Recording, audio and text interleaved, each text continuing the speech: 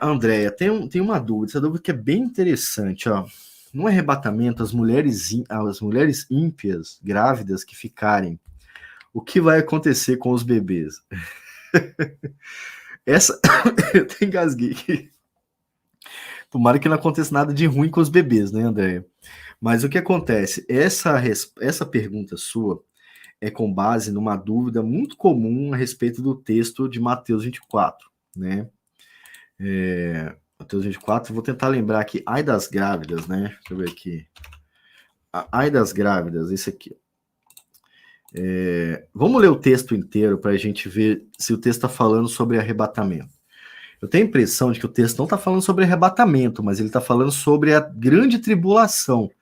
Tanto a grande tribulação que pegou todo mundo naquela época, todos os judeus, quanto as grandes tribulações que vão acontecer até Jesus voltar.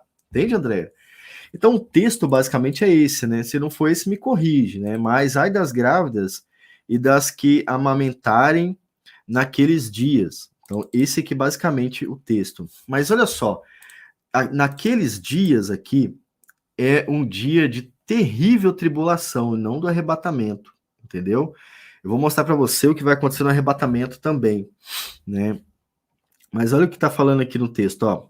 Quando, pois, virdes que a abominação da desolação, de que falou o profeta Daniel, está no lugar santo, quem lê entenda. Agora, esse trecho aqui é importante vocês entenderem. Aqui há muita teoria sobre isso aqui. O que acontece? Na história, isso já aconteceu, né? E aí os preteristas, os preteristas parciais vão acertar, falando isso já aconteceu, e daqui para baixo isso já aconteceu, entendeu, Andréia? E claro, já aconteceu.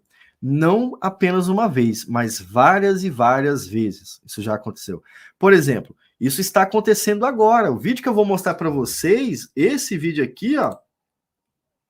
Esse vídeo é um sinal desse versículo 15.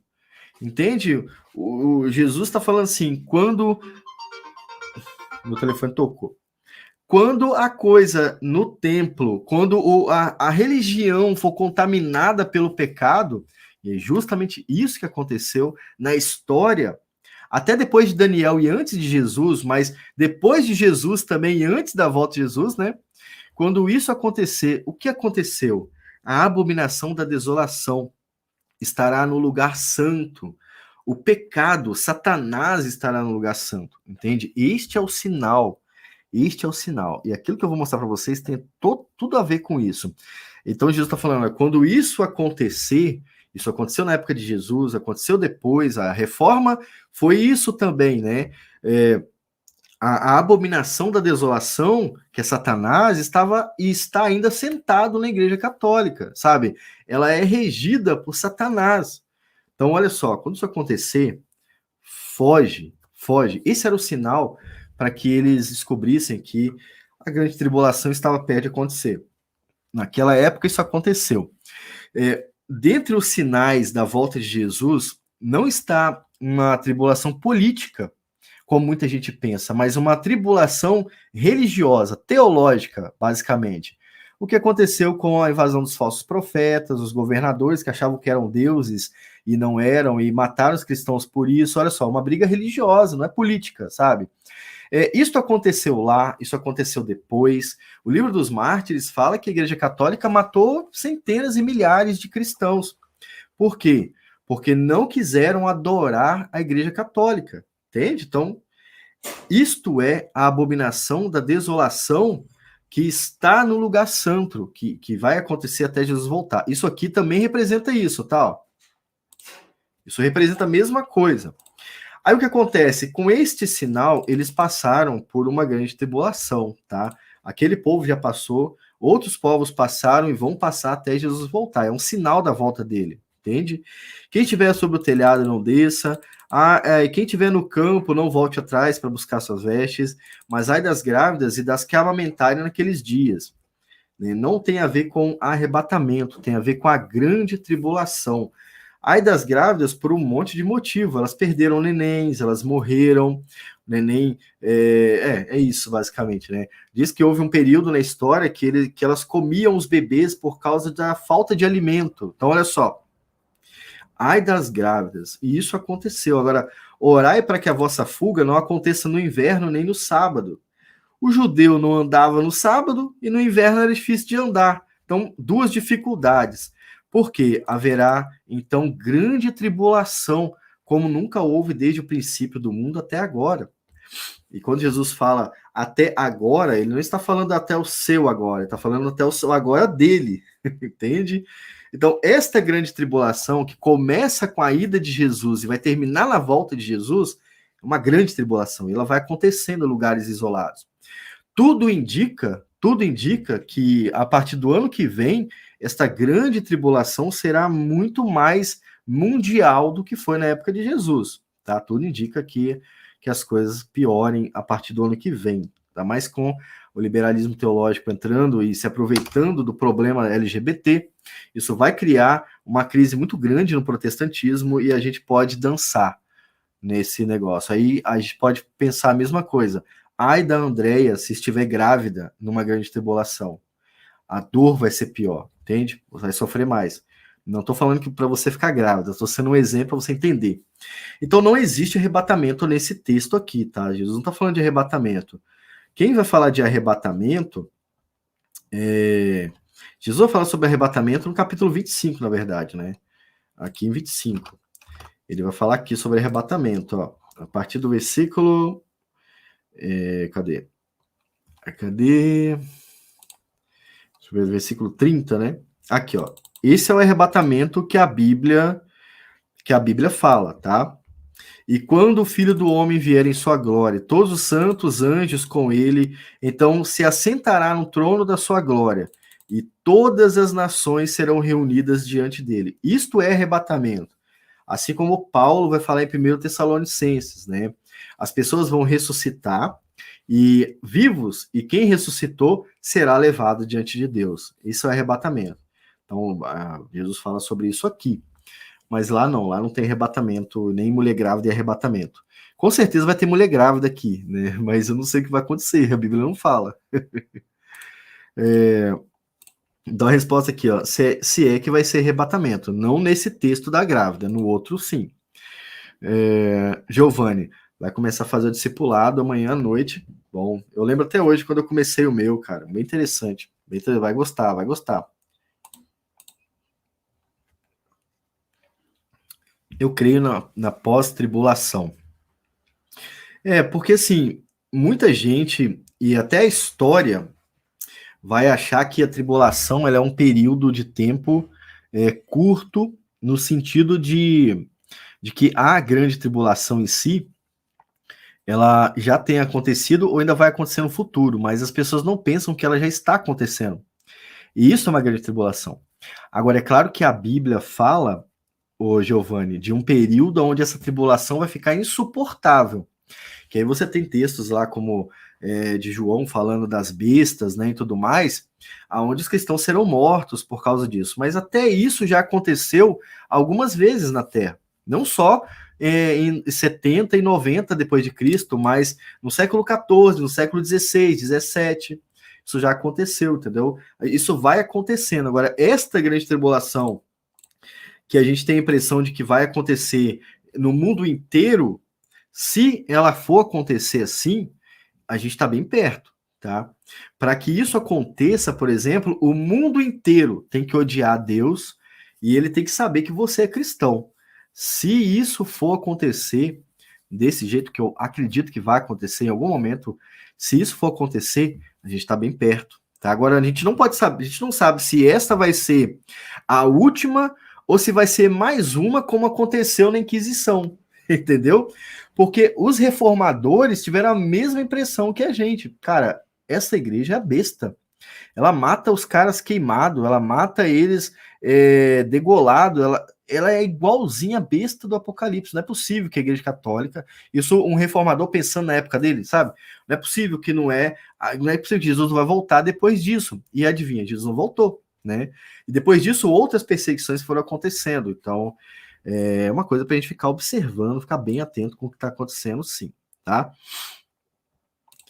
Esse trecho aqui é bem interessante, Luciano. Eu queria até tratar dele já há um tempo. Eu vou achar ele aqui, que é Essa é uma das provas de que talvez uma das provas de que talvez não haja exatamente esse tipo de tribulação como a gente está pensando, tá? Tá aqui, ó. É um dos textos que talvez provariam que Jesus não vai voltar numa tribulação no sentido sanguinário da coisa, entendeu? Por quê? Jesus ele está falando do povo do mundo na época da sua volta. Então é isso que ele está falando, ó.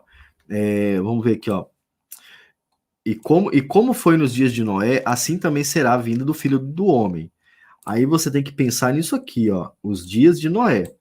Para você entender o que ele está falando no versículo 40, você tem que imaginar o que foi os dias de Noé. Entendeu? Noé foi perseguido na sua época? Não. Mas Noé foi desacreditado. As pessoas não acreditavam mais em Noé. Entende? Então, olha só. É um tipo de perseguição diferente do que a gente está esperando acontecer e que, sinceramente, já está acontecendo. O cristianismo já está ficando desacreditado. Tem mais igrejas que não acreditam em Jesus do que igrejas que acreditam em Jesus. Entende? Tem mais pessoas que não creem em Jesus dentro da igreja do que antigamente.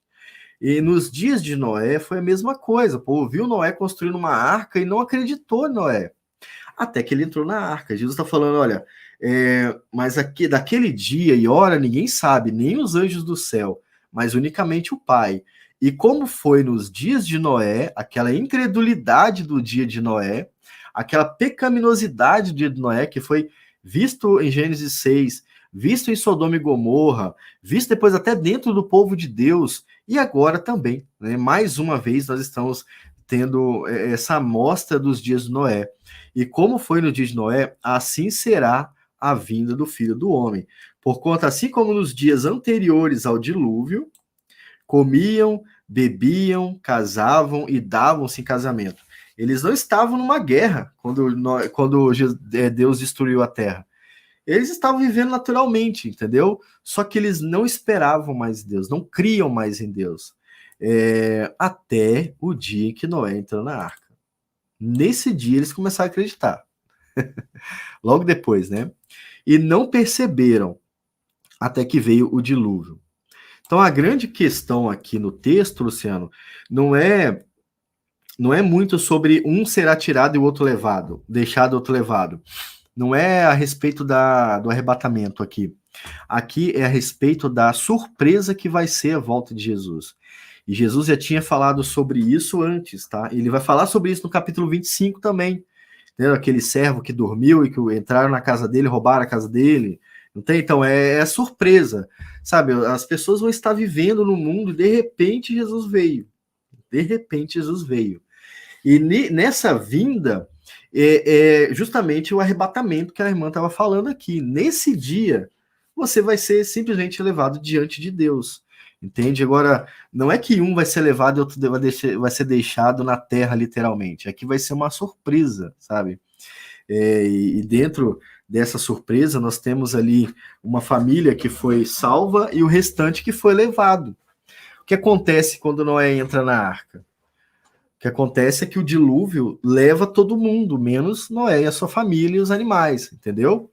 Então, nesse sentido, quem foi arrebatado na época de Noé, na verdade, foram os ímpios, né? Porque eles é que foram arrebatados mesmo, levados, né, pela água e tudo mais. Levados pela morte, podemos dizer assim, né? Então, e não perceberam até que veio o dilúvio e os levou a todos. Assim também será a vinda do Filho do Homem, tá vendo? Quem são esses que foram levados todos? Né? No dilúvio é fácil de entender, são os ímpios, né? Na vinda do Filho do Homem também vai ser a mesma coisa. O castigo que eles vão receber, eles não vão ser avisados antes, entende? Eles não vão. Noé até teve mais desculpa, né? Começou a chover, mas na época na vinda de Jesus, eles não vão ser avisados antes. Eles vão ser pegos de surpresa, entendeu? Avisado no sentido de que assim, ó, em 2 minutos Jesus está voltando. Não vai acontecer isso quando Jesus voltar. Vão ser pegos de surpresa. Então, aí que efeito que isso leva, né? Mais ou menos isso aqui, ó. Estando 2 no campo, um será levado e deixado o outro. Do nada o cara sumiu. É a surpresa, né? A velocidade. Então é assim que, pelo menos que do início do texto até aqui, está falando sobre essa surpresa que aconteceu na época de Noé. É importante ler aquele texto lá. E aí, olha o recado de Jesus no 42. Vigiais, porque não sabeis a que hora há de vir o vosso Senhor. Grande questão é isso, vigiai, para que vocês não sejam pegos de surpresa, como os ímpios serão pegos de surpresa. Assim como eles foram pegos de surpresa em Sodoma e Gomorra, assim como foram pegos de surpresa no dilúvio, lá na história de Noé. Aí Jesus vai contar mais uma história sobre essa urgência, né? Sobre a vigilância, aliás, ó. Mas considerar isto. A consideração de Jesus aqui é a conclusão, quase, né? Se o pai de família soubesse a que vigília da noite havia de vir o ladrão, vigiaria e não deixaria minar a sua casa. Por isso, estáis vós preparados também, porque o Filho do Homem há de vir a hora em que não penseis. E essa parábola, Luciano, ela é uma continuação da citação de Jesus, entendeu? Então você tem que entender ela junto com a conclusão de Jesus. E aí depois Jesus, olha o que ele vai fazer para ficar mais fácil, ele vai contar mais um exemplo, né? Não, vamos tentar entender de novo. Quem é, pois, o servo fiel e prudente a quem o seu senhor constituiu sobre seus servos, para dar-lhe o sustento ao seu tempo? Ele vai contar outra história aqui para isso. Mas aí eu acho que para a gente estudar isso aqui, vai ficar grande demais agora, né? A gente tem que responder mais perguntas aqui. Mas olha só, fica aí o exercício para você. A exegese do versículo 40, Luciano, tem que começar no versículo. Tá no versículo. Aqui 33, né? E vai até o final aqui. Ficar até o final. Você tem que entender o versículo 40 à luz de todo esse texto, para você entender direito. E não ser confundido com um falso arrebatamento secreto, que é algo que não vai acontecer. Que tipo de arrebatamento secreto que não vai acontecer? O arrebatamento aonde os crentes serão levados e separados no céu. Esse tipo de arrebatamento a Bíblia não fala, tá? Como vocês viram ali, Jesus fala que quando ele voltar, isso é um evento só. Aqui Jesus não voltou uma vez, depois vai voltar de novo. Aqui ele está falando só um aspecto da sua volta. E é lá no capítulo 25 que ele fala sobre sobre a totalidade da sua volta, né? Que além dele voltar, além de tudo isso, ele ainda vai separar as pessoas e julgar cada uma delas, né? Gabriel, como estudar hermenêutica, Gabriel? Cara, tem muito livro sobre isso, mas eu vou te